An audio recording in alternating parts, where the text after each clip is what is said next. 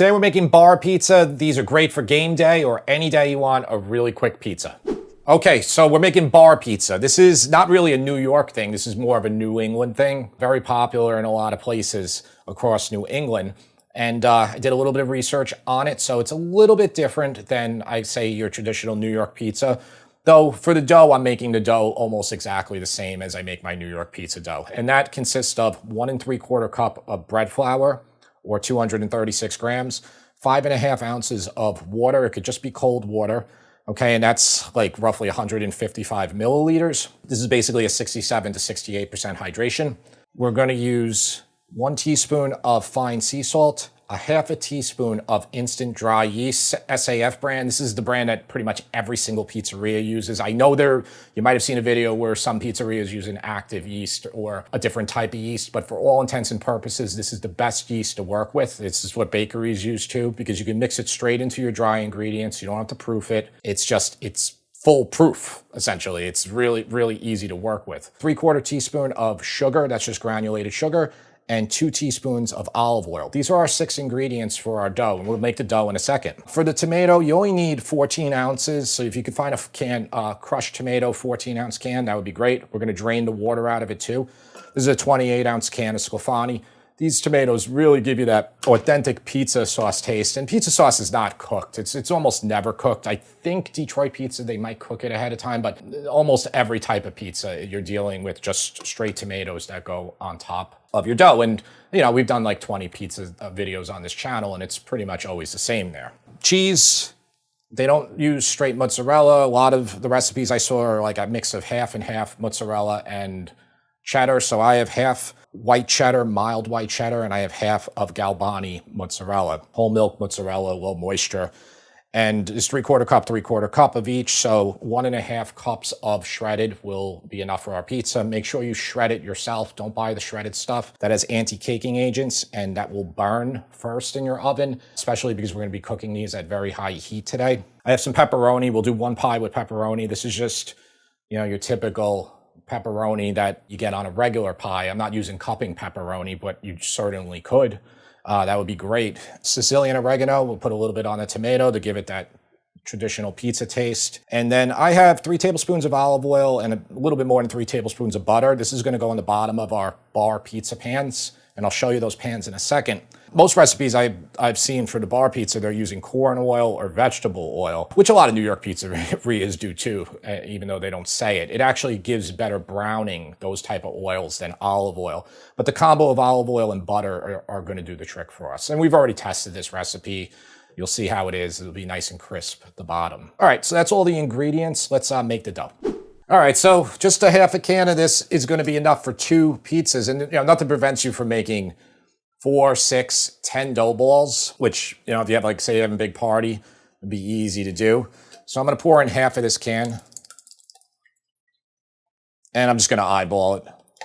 So you can see the water, how much water is already coming out of this. I would say let it drain for about 3 minutes. You could over drain these and it'll be too dry, but you need to get this water out of there. You really need to do this all the time with really any pizza you're making. I just take a spoon, kind of move it around. Yeah, that's like a half a can. It's already pulling out like almost a cup of water from there.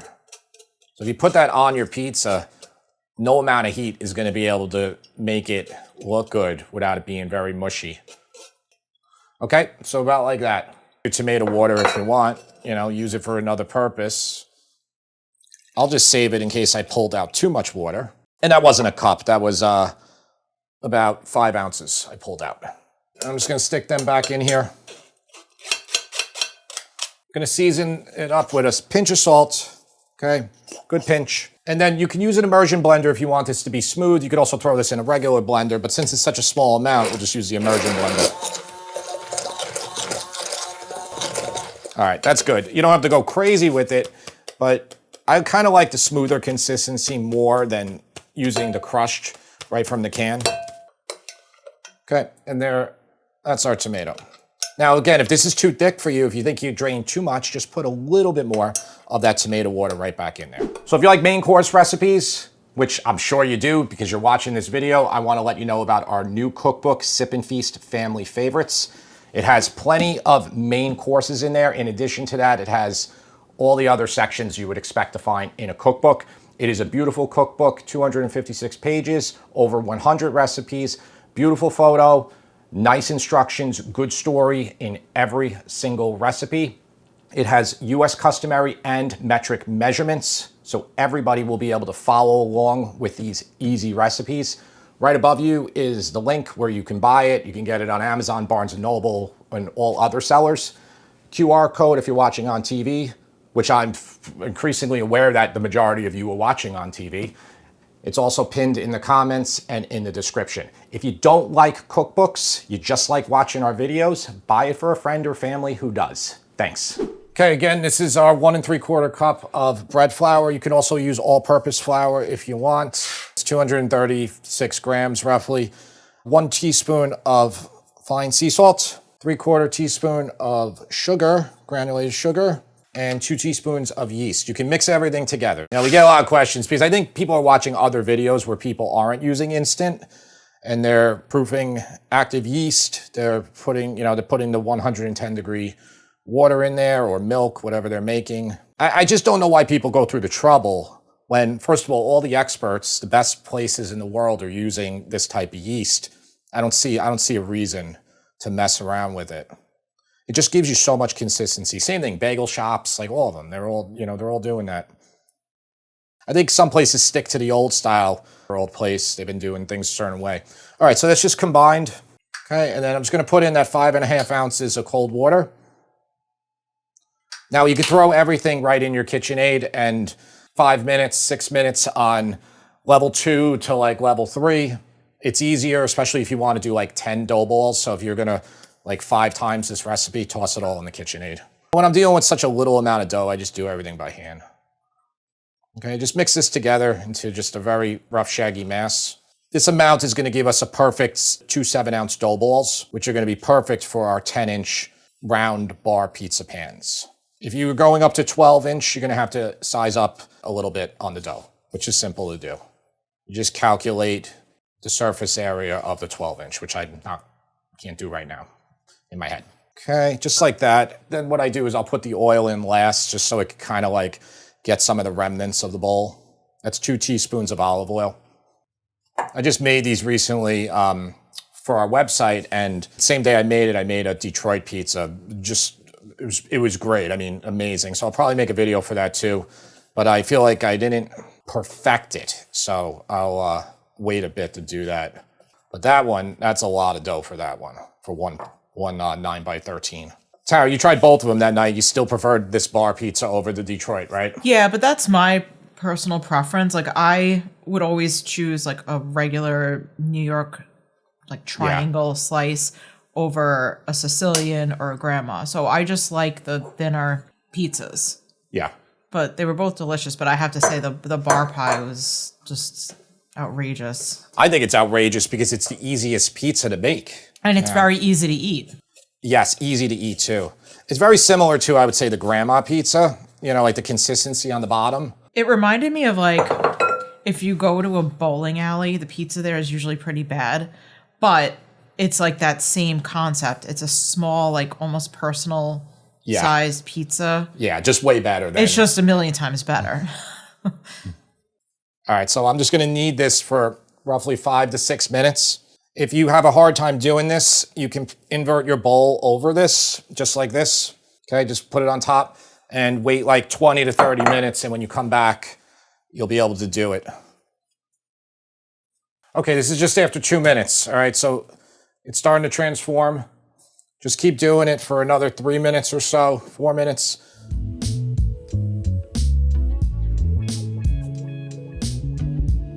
I'm not having a hard time with this hydration of it sticking to me, but you might, okay? So you can invert the bowl and just wait a little bit before you go back again.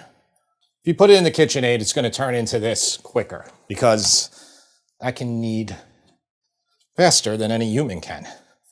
How many calories do you think you're burning doing that? Not much. It's definitely more of a workout for the shoulders and the triceps. But it's you're just like forcing down the whole time. So it's not enough to like warrant eating the entire bar pie yourself? Absolutely not. And there never is. There's never amount, no matter what you do working out, it will never, ever, ever make up for what you eat. I've learned that the hard way over the years. So, or what you drink. Okay, that's even worse. Yeah. I've stopped the alcohol for a while now, and I might stop for good. Yeah, this is good now, okay? All right, that's good. You can just eyeball it, or you can break out your scale. 13.9, so somehow I lost a little bit, but anyway, roughly a 14-ounce dough ball. So we're gonna cut this in half to 7 each. 7.2, 7.1, 7. All right, so 6.9 and 7, that's good enough. All right, and I have 2 containers just that I oiled, and we'll just ball these up, okay, just like this, like this, like this, okay. This is a pressing pizza anyway into the pan, so it's not like a New York pizza where you want your ball to be super tight and not to let any air out, and you gotta open it. We're not doing any opening, we're just pressing. So this right there is perfect for what we need, okay? Just pinch the bottom, seal that air in, put it in the bowl, do the other one.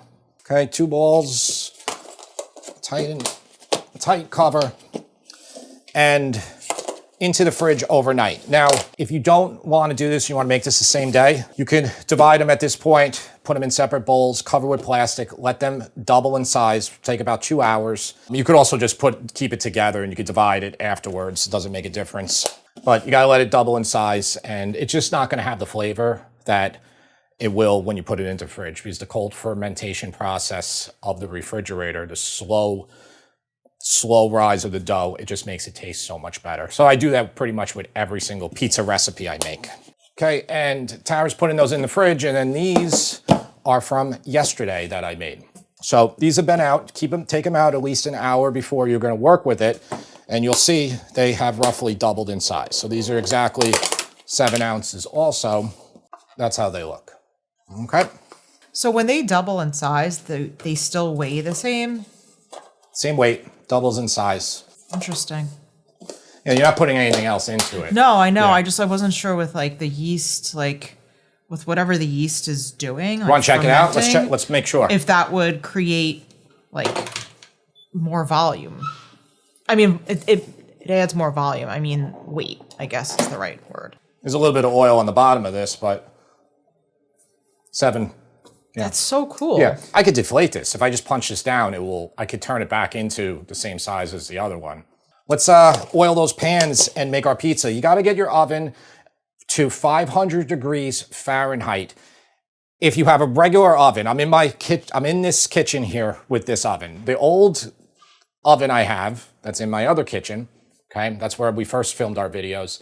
That oven it has a coil, electric coil that's exposed at the bottom. That oven at 450 will cook even hotter than this 500 degree oven. So you might have to fool around with temperatures depending on what type of oven you have. But it's not a problem, because what you're gonna do, and I'll show you in a second, is we're gonna check it halfway through. But let's get them in the pan right now. Okay, so these are 10-inch bar pizza pans made by Lloyd's. So if you watch the other videos, I have a grandma pan that's made by Lloyd's. I have a New York Sicilian that's made by Lloyd's. I have the Detroit pan that I purchased. They're great pans. They're dark.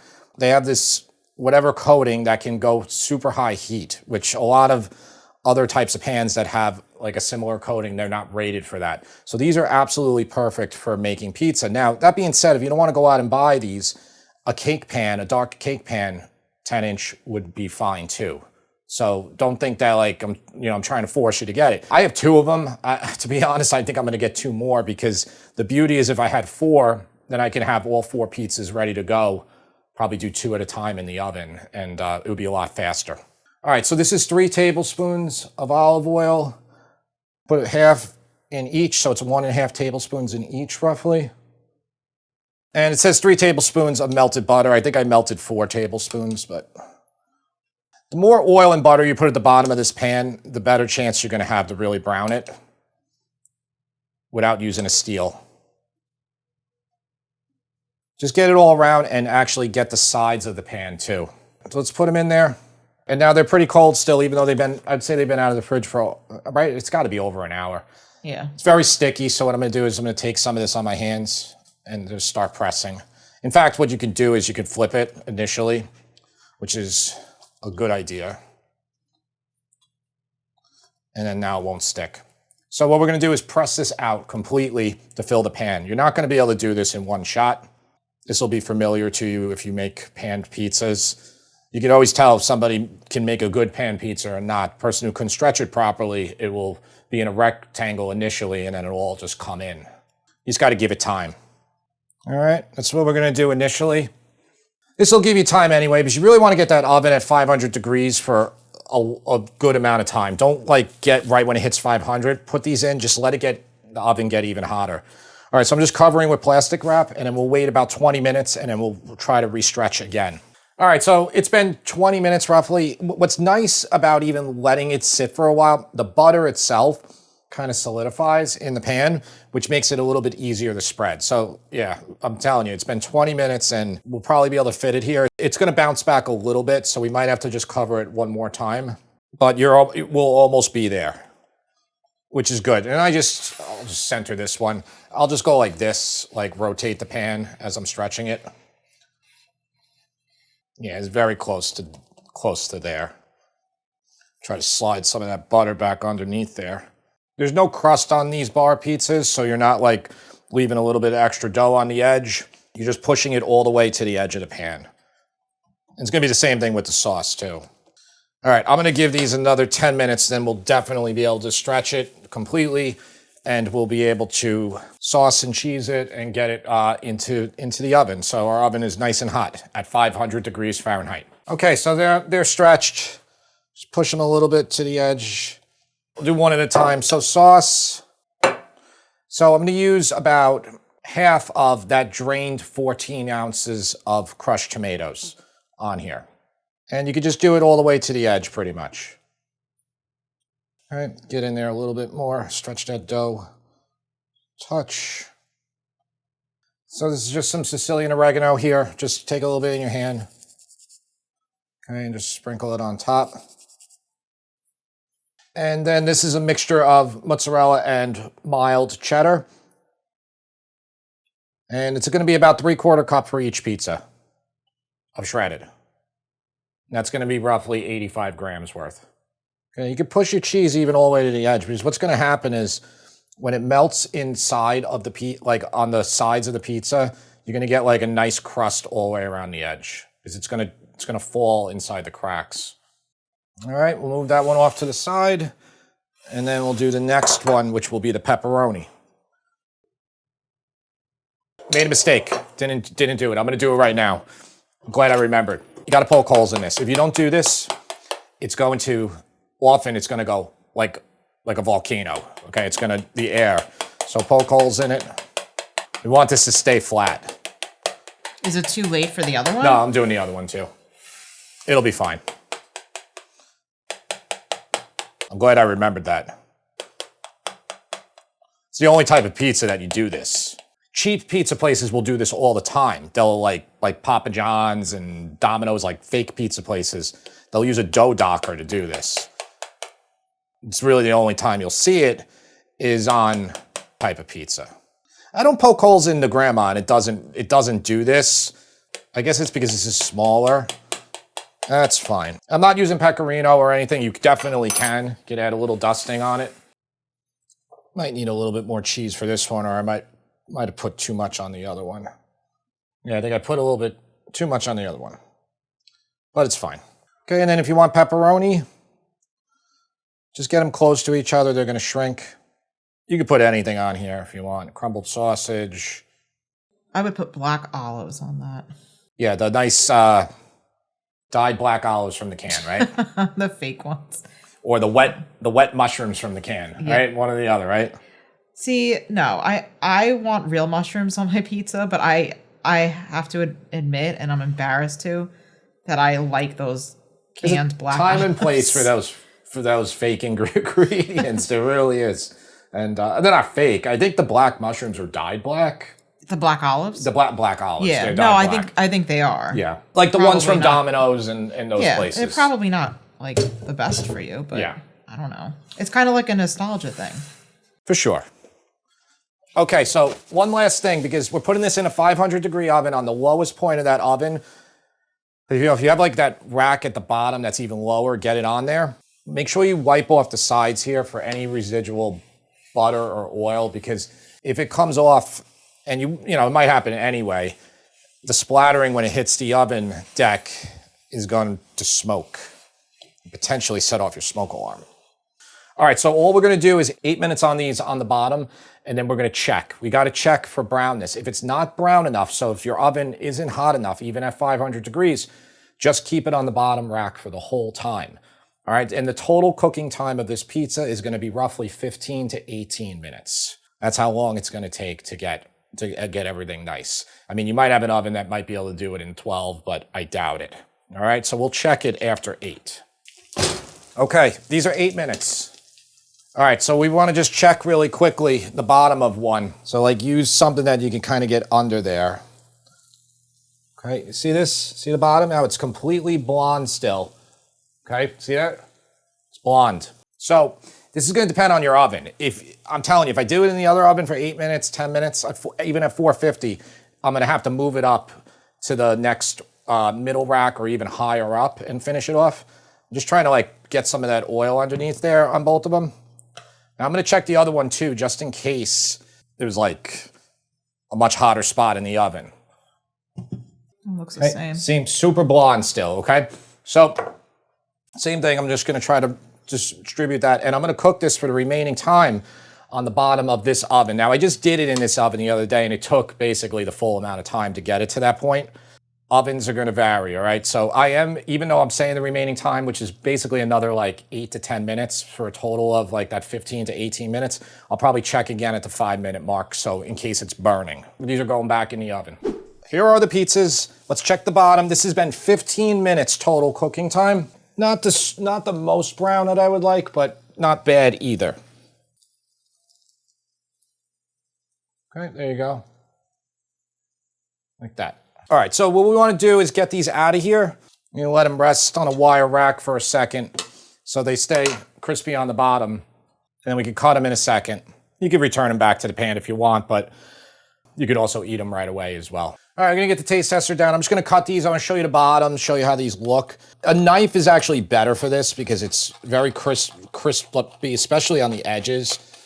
It's hard to go through. And you can leave this in quarters. You don't have to do little pieces. Yeah, that's hard to get through.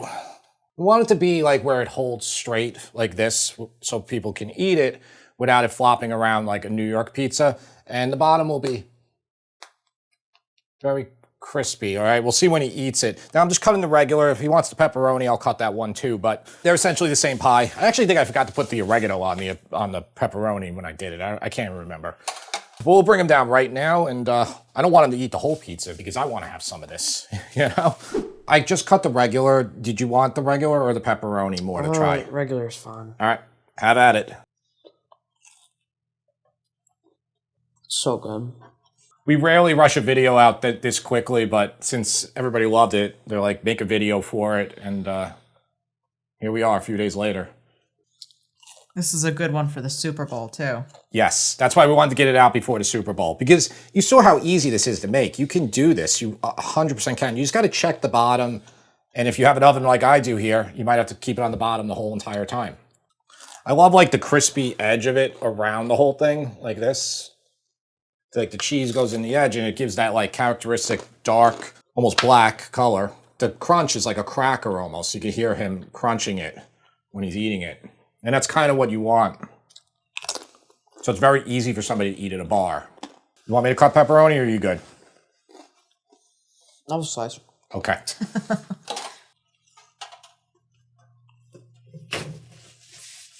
looks good. I'm getting hungry just watching you eat it.